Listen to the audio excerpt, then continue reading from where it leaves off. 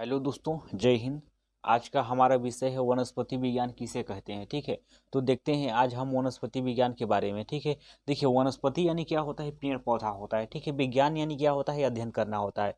अब देखिए पेड़ पौधों के बारे में अध्ययन करना हमारा क्या कहलाता है, वनस्पति विज्ञान कहलाता है। ठीक है, तो चलिए देखते हैं इसका परिभाषा क्या होता है। देखिए विभिन्न प्रकार के पेड़ पौधे तथा उनके विभिन्न क्रियाकलापों का अध्ययन करना वनस्पति विज्ञान कहलाता है।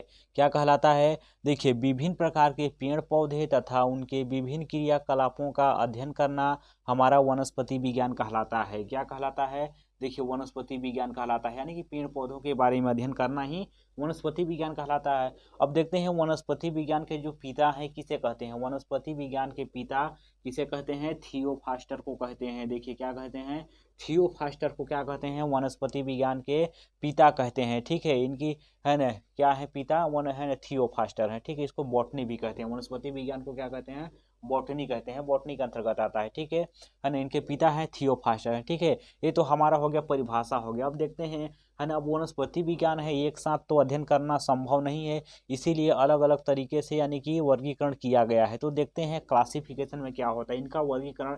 देखिए एकलर नामक एक वैज्ञानिक हैं, इन्होंने 1883 ईस्वी में इनका वर्गीकरण किया है। एकलर ने 1883 ईस्वी में क्या किया है, इसका वर्गीकरण किया है। ठीक है, तो देखते हैं सबसे पहले देखिए हमारा पादप होता है, पादप जगत होता है। ठीक है, अब जो पादप जगत है इसको हमने दो भागों में बांट दिया है। ठीक है, ध्यान से देखिएगा, देखिए दो भागों में बांट दिए गए पादप जगत को। देखिए अपुष्पोद्भिद और दूसरा हमारा होता है पुष्पोद्भिद होता है। देखिए अपुष्पोद्भिद क्या होता है, ऐसे पौधे जिनमें कभी पुष्प नहीं खिलते हैं। ठीक है, ऐसे पौधे जिनमें पुष्प कभी नहीं खिलते हैं, यानी कि अपुष्पोद्भिद हो गया। ठीक है, अब पुष्पोद्भिद क्या होता है, देखिए ऐसे पौधे है ना जिनमें पुष्प खिलते हैं। ठीक है, जिनमें पुष्प खिलते हैं उनको हम क्या कहेंगे, पुष्पोद्भिद कहेंगे। ठीक है, अब देखते हैं पुष्पोद्भिद है, इनको फिर से तीन भागों में बांटा गया है। ठीक है, कितने भागों में बांटा गया है, तीन भागों में बांटा गया है। ठीक है, देखिए कौन सा है पहला, देखिए थैलोफाइटा है, ब्रायोफाइटा है और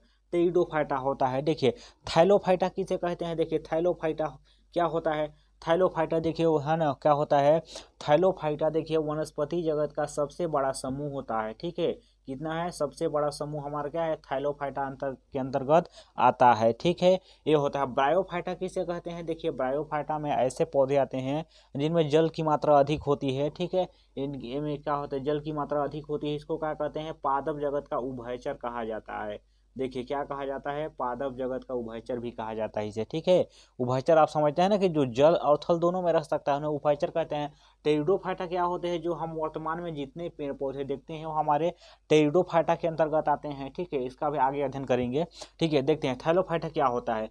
देखिए थैलोफाइटा क्या होता है, देखिए पादप जगत का सबसे बड़ा समूह हमारा थैलोफाइटा होता है। ठीक है, क्या होता है, थैलोफाइटा होता है। अब देखिए इसके अंतर्गत फिर से तीन भागों को बांटा गया है। देखिए शैवाल होता है, कवक है और क्या है, जीवाणु है। ठीक है, जैसे शैवाल आप जानते हैं, शैवाल क्या होता है, जिसको हम काई कहते हैं, शैवाल को क्या कहते हैं हम लोग, काई कहते हैं। हम देखिए शैवाल क्या होता है, शैवाल कई तरीके के हो सकता है, जैसे हम नदियों में देखते हैं। ठीक है, एक हरा शैवाल होता है, क्या होता है, ठीक है हरे रंग का होता है, हरा होता है लाल होता है, लाल होता है और क्या होता है, भूरा होता है। ठीक है, ये अलग अलग तरीके के शैवाल होते हैं। ठीक है, लाल हो गया, हरा हो गया, भूरा हो गया, शैवाल होते हैं। इनका उपयोग क्या होता है, जब भोजन के रूप में इसका उपयोग किया जाता है, किसमें किया जाता है, देखिए है ना भोजन के रूप में इसका उपयोग करते हैं, औषधि के रूप में करते हैं किसमें करते हैं, औषधि के रूप में उपयोग किया जाता है। ठीक है, तो इस शैवाल का उपयोग किया जाता है, ये अपना भोजन सूर्य के प्रकाश के द्वारा बनाते हैं। ठीक है, हरे होते हैं, ठीक है हरे होते हैं, इनकी क्लोरोफिल होगा। ठीक है, क्लोरोफिल, ठीक है क्लोरोफिल होता है इसमें। ठीक है, क्या होता है, क्लोरोफिल होते हैं। ठीक है, ये सूर्य के प्रकाश के द्वारा अपना भोजन बनाएंगे। ठीक है, अब देखते हैं दूसरा क्या था, है ना कवक होता है, थैलोफाइटा के अंतर्गत हमारा आएगा कवक आएगा। ठीक है, कवक क्या होता है, देखिए कवक क्या होता है, हमारे पौधों के लिए हानिकारक होता है। ठीक है, कई पौधों में क्या होता है, अपना हानिकारक प्रभाव दिखाता है, जैसे हमारा सरसों हो गया। ठीक है, क्या हो गया, सरसों में अपना क्या है, कवक जो है ना हानिकारक प्रभाव दिखाता है, सरसों हो गया। ठीक है, गेहूं हो गया, ठीक है, क्या हो गया, गेहूं हो गया, ठीक है, आलू हो गया, ठीक है, आलू हो गया, हमारे कवक आ जाते हैं, ठीक है, जो पौधों को नुकसान पहुंचाते हैं, ठीक है। तो ये हमारा कवक हो गया। अगला देखिए जीवाणु क्या होता है, ठीक है, देखिए जीवाणु जो होते हैं हमारे लिए क्या होते हैं, लाभदायक होते हैं, क्या होते हैं, लाभदायक होते हैं, ठीक है, जीवाणु होते हैं लाभदायक। जैसे कि दूध से जो दही बनता है उसमें भी जीवाणु पाई जाती है। कौन सा जीवाणु, लैक्टोबैसिलस लैक्टिक पाई जाती है, ठीक है, ये होता है। दूसरा होता है राइजोबियम होता है, ठीक है, देखिए क्या होता है, राइजोबियम होता है, ठीक है, राइजोबियम है जो कि है ना, जैसे कि है ना मूंगफली के जो पौधे होते हैं उसमें उनके जड़ों में कुछ गांठ पाई जाती है, ठीक है, जैसे ये जड़ है, जड़ों में कहते हैं गांठें पाई जाती है, गांठें पाई जाती है जिसमें राइजोबियम पाई जाते हैं, ठीक है। राइजोबियम क्या करता है, देखिए नाइट्रोजन को क्या करता है, फिक्स करता है, ठीक है, क्या करता है, नाइट्रोजन को फिक्स करता है हमारे पृथ्वी में, ठीक है। और नाइट्रोजन को फिक्स करेगा तो क्या होगा, जो हमारे है ना पौधों के लिए है ना जरूरी है वृद्धि के लिए, ठीक है, पौधों की वृद्धि के लिए नाइट्रोजन जरूरी है ना, तो ये है जीवाणु का काम होता है, ठीक है, यानी कि लाभकारी जीवाणु होते हैं, ठीक है, ये होता है। अब देखते हैं हमारा ब्रायोफाइटा क्या होता है, ठीक है, देखिए ब्रायोफाइटा के अंतर्गत क्या होता है, ठीक है, देखिए ब्रायोफाटा क्या होता है, ब्रायोफाटा किसे कहते हैं, ठीक है, इनका, ठीक है, ब्रायोफाटा एक उभयचर सदस्य होते हैं, ठीक है, जो जल और थल दोनों में रह सकते हैं, ठीक है। इनकी वर्तमान में लगभग ना 25,000 प्रजाति पाई जाती है, ठीक है, कितनी प्रजाति पाई जाती है, 25,000 प्रजाति पाई जाती है। इनमें क्या होता है, ठीक है, देखिए संवहन ऊतक है ना विकसित नहीं होता है, ठीक है, संवहन ऊतक क्या होता है, देखिए संवहन ऊतक जो होता है ना, संवहन ऊतक विकसित नहीं होता है। जैसे कि क्या होता है, जानते हैं आप लोग, जाइलम होता है, ठीक है, देखिए जाइलम और फ्लोएम होता है, ठीक है, देखिए जाइलम और है ना फ्लोएम, जाइलम और फ्लोएम का अभाव पाया जाता है, ठीक है।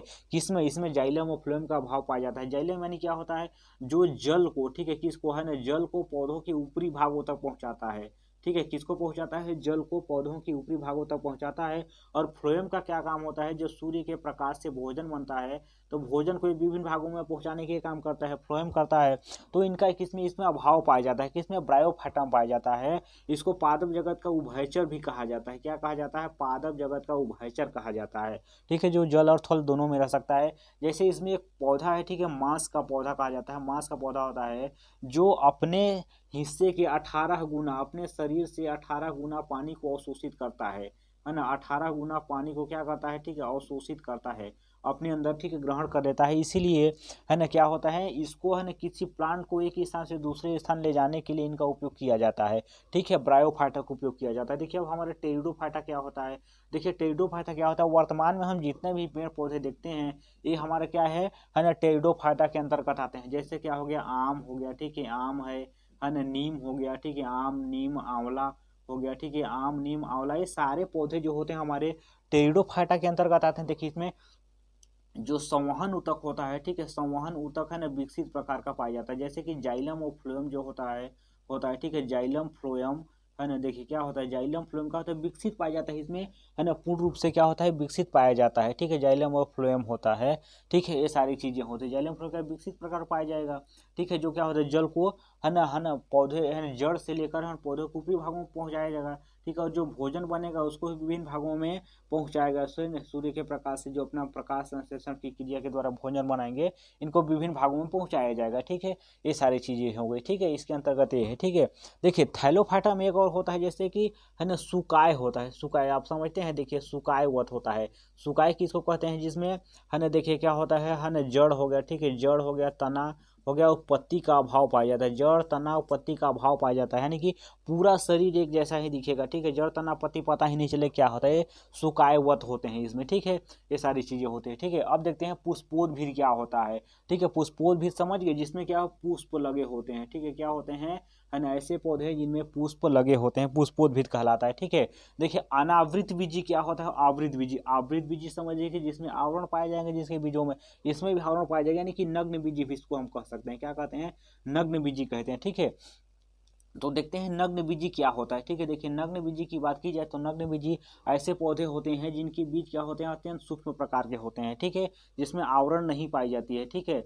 जैसे क्या होता है, जैसे एक पौधा है सिकोया है, क्या है, सिकोया है ना, जो सबसे लंबी पौधा है, ठीक है, सबसे लंबा पौधा हमारा क्या होता है सिकोया है, ठीक है, सिकोया है, ठीक है, इसमें बीज पाया जाता है, कौन से बीज पाया जाता है, देखिए नग्न बीजी पौधा होता है, ठीक है ना, नग्न बीज यानी कि अनावृत बीजी होता है, ठीक है, देखिए अनावृत बीजी पौधे पाए जाएंगे इसमें, ठीक है। अब देखिए आवृत बीजी में क्या होता है, जिस पौधे में क्या होता है, आवरण पाया जाएगा। अब जो आवृत बीजी है इसको फिर से दो भागों में बांट दिया गया है, देखिए एक बीज पत्री और दूसरा होता है द्विबीजपत्री होता है। देखिए अब एक बीजपत्री की बात की जाए तो एक बीजपत्री में हमारा क्या होगा, देखिए एक बीजपत्री यानी कि ऐसे पौधे का बीज है ना जिनको दो भागों में न बांटा जाए, ठीक है। देखिए दो भागों में न बांटा जाए, ठीक है, दो भागों में नहीं बांटा जाएगा, ठीक है। जैसे क्या होगा, एक बीजपत्री यानी कि उसका बीज क्या होगा, एक ही बीज होगा, ठीक है, दो भागों में नहीं। जिसमें इसमें क्या आएगा, जैसे इसमें आएगा है ना, क्या आएगा, चावल आएगा, ठीक है, चावल आएगा, है ना। देखिए चावल हो गया, है ना, चावल हो गया, गेहूं हो गया, चावल है ना, गेहूं हो गया, ठीक है ना, बाजरा भी हो गया, ठीक है, चावल गेहूं है ना, बाजरा हो गया, ठीक है। ये सारी चीजें क्या है, ये सारे एक बीजपत्री के अंतर्गत आएंगे, ठीक है। जिनका बीज क्या होगा, जिनका बीज एक ही रहेगा, जो दो भागों में नहीं बांट सकते हैं, ठीक है। अब देखिए द्विबीजपत्री क्या होगा, द्विबीजपत्री होगा ऐसे पौधे होंगे है ना जिनके बीज को हम दो भागों में बांट सकते हैं, ठीक है। जैसे क्या होगा, दो भागों में है ना बांट सकते हैं, क्या क्या को बांट सकते हैं, जैसे चना हो गया हमारा, है ना, चना है, सरसों हो गया, है ना, चना हो गया, है ना, चना सरसों मटर, है ना, चना सरसों मटर, ठीक है। ऐसे है जिनकी है ना, ऐसे पौधे का बीज जिनको हम दो भागों में बांट सकते हैं, वो हमारा क्या होगा, द्विबीजपत्री होगा, ठीक है। एक बीजपत्री में क्या होगा, जिनको हम है ना बांट नहीं सकते हैं, जिनके बीज जो है वो दो भागों में नहीं बांटा जा सकता है, उनको हम एक बीजपत्री कहेंगे। द्विबीजपत्री की जिनके बीज को हम दो भागों में बांट सकते हैं। तो देखिए आज हमने वनस्पति विज्ञान के बारे में अध्ययन किया। तो दोस्तों वीडियो पसंद आए तो लाइक, सब्सक्राइब और शेयर जरूर कीजिएगा।